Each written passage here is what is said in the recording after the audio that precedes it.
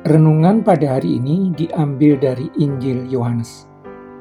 Demikian firman Tuhan yang disampaikan di dalam Yohanes 5 ayat 6-9 dan 14.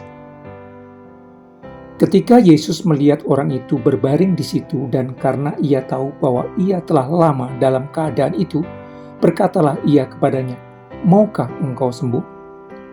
Jawab orang sakit itu kepadanya, "Tuhan, tidak ada orang yang menurunkan aku ke dalam kolam itu apabila airnya mulai goncang, dan sementara aku menuju ke kolam itu, orang lain sudah turun mendahului aku." Kata Yesus kepadanya, "Bangunlah, angkatlah tilammu dan berjalanlah." Dan pada saat itu juga sembuhlah orang itu, lalu ia mengangkat tilamnya dan berjalan. Tetapi hari itu hari Sabat. Kemudian Yesus bertemu dengan dia dalam bait Allah lalu berkata kepadanya, "Engkau telah sembuh, jangan berbuat dosa lagi, supaya padamu jangan terjadi yang lebih buruk."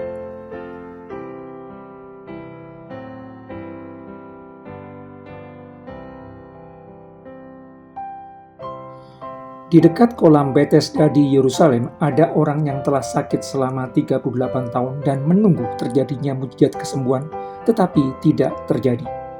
Yesus mendatangi orang sakit itu dan menanyakan, "Maukah engkau sembuh?" Tanpa menunggu jawaban benar dari orang yang lumpuh begitu lama itu, Yesus lalu memintanya untuk bangkit dan berjalan. Orang yang puluhan tahun lumpuh itu lalu bangun dan berjalan. Yesus memulihkan tubuh orang lumpuh itu. Mujizat terjadi.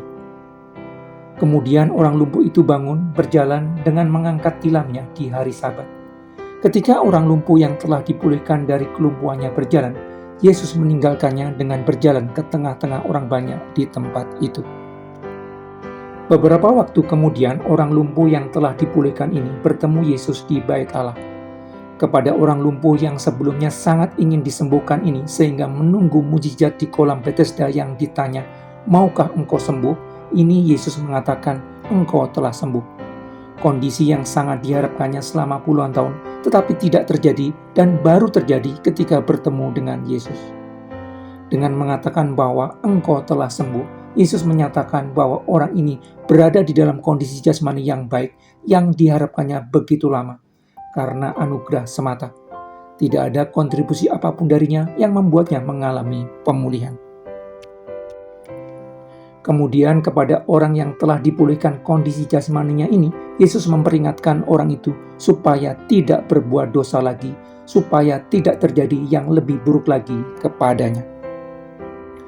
Dari berbagai mujizat penyembuhan yang Yesus lakukan sebelumnya pada orang-orang lainnya, Yesus tidak memperingatkan supaya tidak berbuat dosa lagi.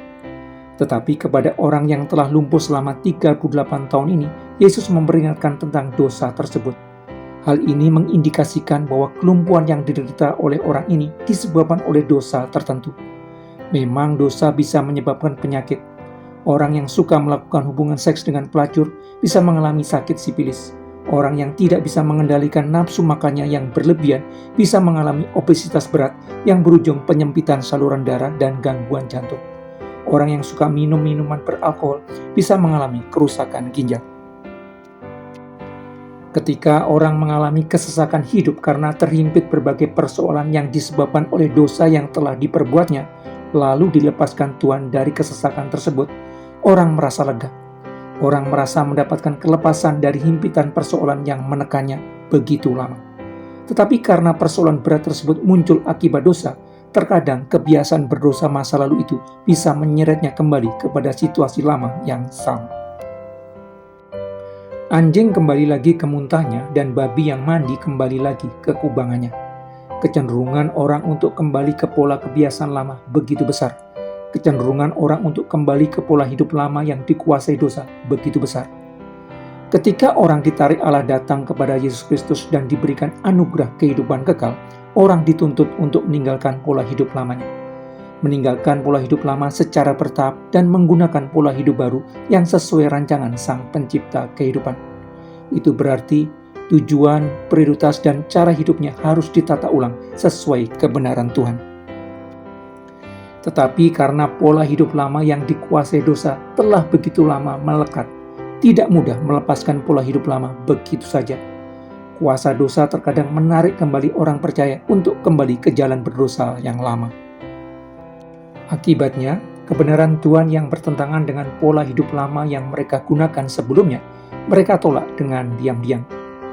Ketika orang kembali melakukan perbuatan dosa yang telah terbiasa dilakukan di masa lalu, setelah dilepaskan dari beban berat yang disebabkan oleh dosa tersebut, akibat yang ditimbulkan oleh dosa berulang itu akan semakin buruk dan mengerikan.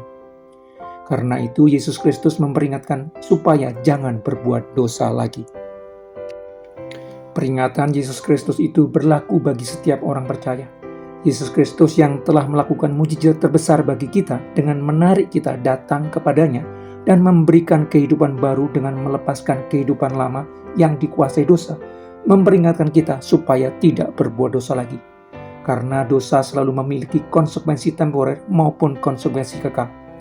Jangan sampai anugerah keselamatan yang diberikannya kepada kita dicemari oleh kuasa dosa masa lalu kita yang menarik kita untuk kembali melakukannya di masa kini ketika anugerah keselamatan itu telah kita terima. Karena itu, setiap orang yang telah mendapatkan karunia kehidupan kekal dengan ditarik Allah datang kepada Yesus Kristus harus menguatkan hati mempelajari firman Tuhan. Setiap orang yang mempelajari firman Tuhan harus meneguhkan hati untuk menjadikan kebenaran Tuhan sebagai panduan dalam pengambilan keputusan hidup. Kebenaran Allah yang dipegang dengan sungguh akan menahan kita dari tarikan pola hidup lama yang berpotensi membawa kita kembali kepada pola hidup berdosa sebelumnya.